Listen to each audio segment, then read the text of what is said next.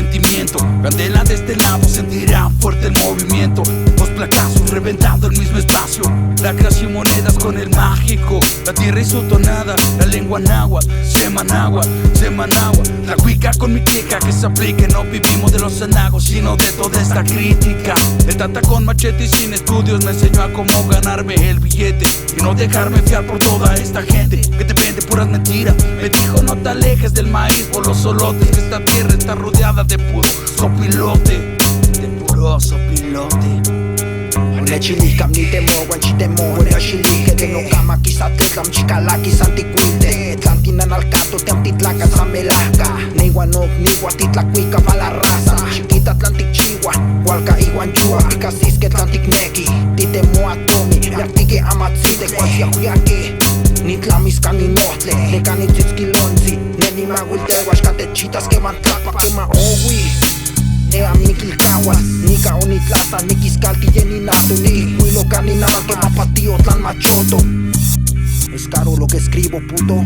Tlaca cuitliti, guantomi, no tlaca cocostli, tleipano ni cani hook. Tlaca yo que questi, motlali calexpan, panica guastihuana, mocuepa pampa tlachia. Atre camagiuba, quine que ne misexa, ni hookti, a un paneguan, tlachia. Atle camagiuba, quine que ne misexa, ni hookti, a un paneguan, No canto por cantar, primero lo vivo, después escribo lo real. No canto por cantar, primero lo vivo, después escribo lo real. Tierra donde el hombre conquistó sobre el agua.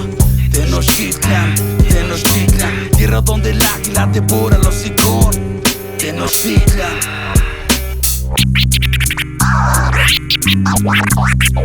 Oh yeah.